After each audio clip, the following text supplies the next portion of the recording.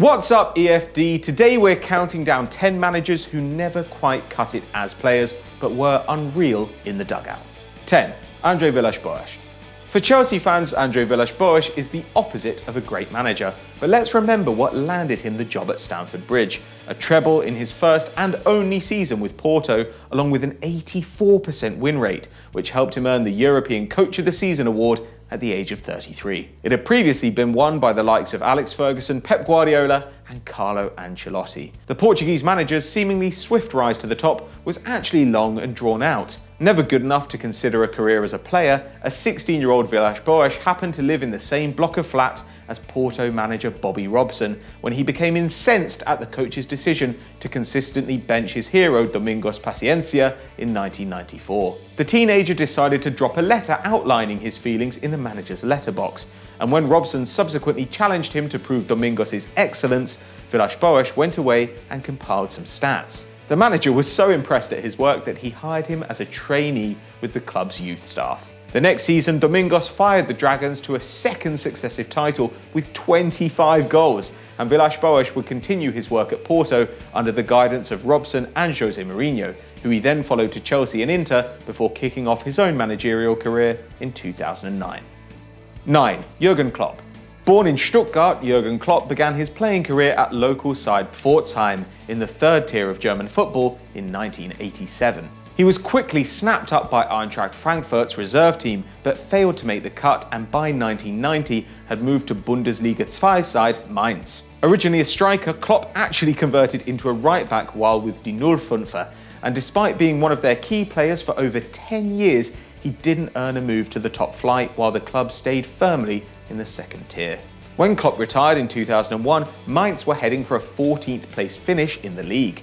He immediately took the reins as manager, and by the end of the following season had helped them jump up 10 places to 4th. In 2004, he masterminded the club's promotion to the Bundesliga for the first time in their history, and by 2008, he earned a move to Borussia Dortmund, where his heavy metal football garnered international acclaim. 8. Gérard Houllier. Like Klopp, Gérard Houllier spent his entire playing days out of the top flight and ended up managing Liverpool. And funnily enough, the Frenchman's footballing journey actually started on Merseyside. While studying for his English degree, Houllier spent a year working as a teaching assistant at Allsop High School, half an hour's walk from Anfield. During this time, he turned out for the local amateur football team of the same name.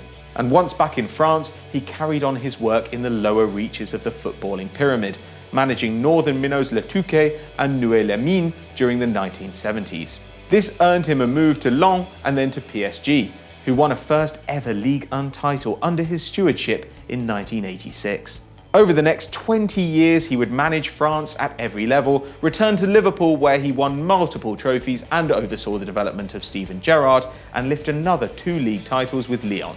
Not bad for a man who never even played the game professionally. 7. Arsene Wenger.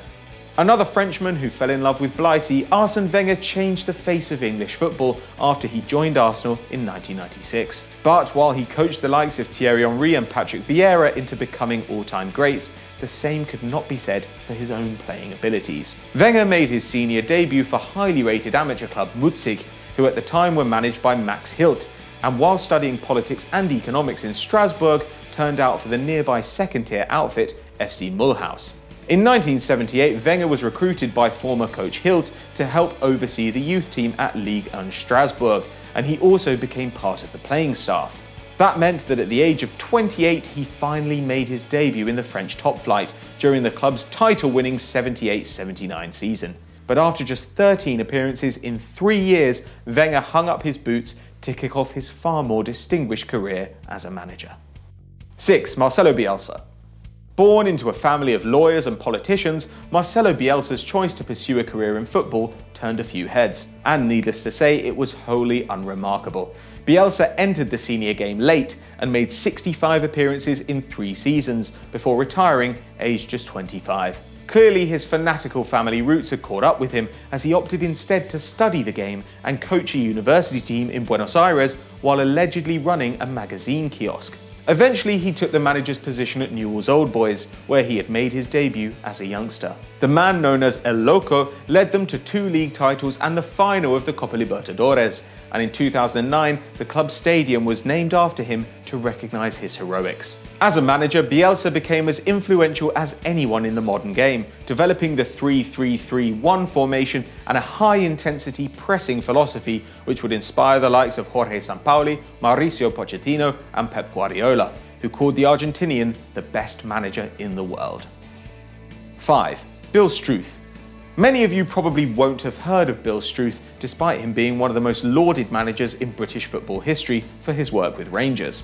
Originally a stonemason, Strith is the only manager on this list to have never even played football at any level, instead competing as a professional runner until he was in his 30s. During this time, he got into coaching, training players at Hearts to begin with before moving to Ibrox as assistant manager in 1914. 6 years later, he made the step up and became a revelation. Strith stayed with the Gers for 34 years and was approaching 80 when he finally retired. By that point, he had won a record 18 league titles, 10 Scottish Cups and 2 League Cups, amounting to 30 trophies in total, including the first ever treble seen in Scottish football in 1949. 4. Guy Roux. In at 4, we have one of the unsung heroes of European football history. Like Houllier and Villas-Boas, Guy Roux never played football professionally, turning out for Auxerre in the 1950s, when they were still an amateur side who had never got anywhere near the top of the French game. Roux took over as manager in 1961 and astoundingly stayed in the role for 44 years, barring a one-year break at the turn of the millennium. In 1979, he took the club to its first ever Coupe de France final, and a year later earned them promotion to Ligue 1, again for the first time in their history. Under Roux, Auxerre went on to win a league and cup double in 1996, as well as another 3 Coupes de France, while he brought through talents such as Eric Cantona, Laurent Blanc and Philippe Mexes. Roux finally retired from his post in 2005, leaving a legacy most managers could only dream of. 3. Carlos Alberto Parreira. Carlos Alberto Parreira took a rather unusual route into management. The Brazilian mastermind was studying physical education at university when he was offered his first senior role as Ghana manager in 1967, meaning that playing was never even in the equation. A 23-year-old Parreira became one of the first foreign coaches to work in Africa, and his experience with the Black Stars, who he took to an AFCON final, helped secure him a job as Brazil's fitness coach for the legendary 1970 World Cup campaign. Pereira's appetite for travel took him across the globe, and he managed sides in Spain, Turkey, the Middle East, and of course, in his native Brazil. Notable achievements included winning Fenerbahce a first league title in 7 years in just 1 season as a coach, and leading Kuwait to their first and only AFC Asian Cup victory in 1980. But nothing quite compares to the work he did with the Brazil national team, whom he coached on 3 separate occasions. After taking them to the World Cup in 1994, he helped roll back the years as the Canarinho got their hands on the trophy for the first time in 24 years. A decade later, he worked his magic again, leading the likes of Adriano and Maicon to their first international trophies at the Copa America in Peru, even beating the old enemy Argentina in the final. 2. Jose Mourinho. Now, we all know about Jose Mourinho, a love-hate figure of the football world who also happens to be one of its most successful managers, but his playing career was not such a hit. Determined to follow in the footsteps of his father Felix, who won the Taça de Portugal 2 times and earned a cap for the national side, Jose became a professional at Rio Ave, where he was actually coached by his old man.